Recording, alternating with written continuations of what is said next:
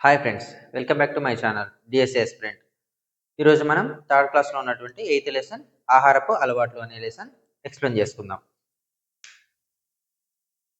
ఇక్కడ ఈ పాయింట్స్ అనేవి పిల్లలు డిస్కస్ చేస్తున్నట్టు ఒకరితో ఒకరు మాట్లాడుతున్నట్టు, నేను ఇక్కడ నుంచి వచ్చాను, నేను ఇక్కడ నుంచి వచ్చాను అని చెప్తూ ఒక చిన్న బాక్స్లో ఇచ్చాడనమాట. నిజామాబాద్ డిస్టిక్లో జొన్నలు అనేవి పండుతాయి అనమాట. ఓకేనా. నెక్స్ట్, కరీంనగర్లో వరి, మహబూబ్ నగర్ చేపలు, వికారాబాద్ రాగులు. ఇవి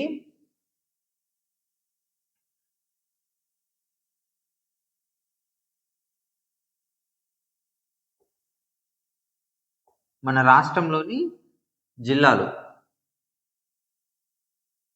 అంటే మన రాష్ట్రంలో ఏ జిల్లాలో ఏ పంటలు పండుతాయి అనే విధంగా ఇచ్చాడనమాట. నిజామాబాద్ జిల్లాలో జొన్నలు పండుతాయి. ఇది ఎలా గుర్తుపెట్టుకోవాలంటే, నిజాలో జా ఉంది, జా. ఓకేనా. జా జో, నిజా జొన్నలు, నిజామాబాద్ జాబర్ జొన్నలు అని గుర్తుపెట్టుకోండి. నెక్స్ట్, కరీంనగర్లో వరి పండుతుంది. దీన్ని ఎలా గుర్తుపెట్టుకోవాలంటే కరి వరి, ఇలా గుర్తుపెట్టుకోండి, కరి వరి. మహబూబ్ నగర్లో చేపలు ఎక్కువగా దొరుకుతాయి అనమాట. ఇది ఎలా గుర్తుపెట్టుకోవాలంటే, మహబూబ్ నగర్లో ఎక్కువగా కరువు వస్తుంటుంది, అంటే కరువు ప్రాంతం అనమాట మహబూబ్ నగర్ అనేది. సో మహబూబ్ నగర్లో కరువు వచ్చినప్పుడు ఏమవుతుంది, నీళ్ళని ఎండిపోతాయి. సో అప్పుడు చేపలు ఈజీగా పట్టుకోవచ్చు అని గుర్తుపెట్టుకోండి. అలా ఈజీగా గుర్తుంటుంది. మహబూబ్ నగర్లో చేపలు.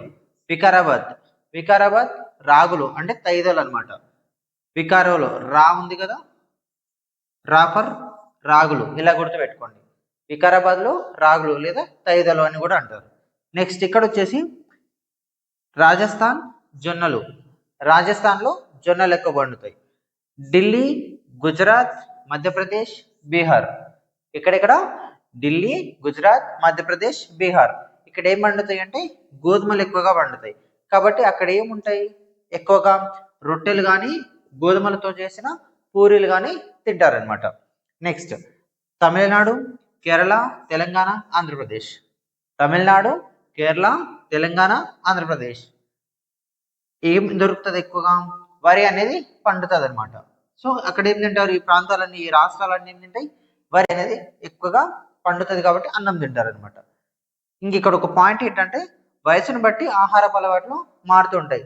అంటే చూడండి, మనం చిన్నప్పుడు ఉగ్గు తింటుంటాం, అంటే పెద్దగా అయ్యేసరికి అన్నం తింటాం, రకరకాల ఫుడ్ అనేవి తింటుంటాం. అంటే ఆహారం అలవాట్లు అనేవి వయసును బట్టి కూడా మారుతూ ఉంటాయి అనమాట.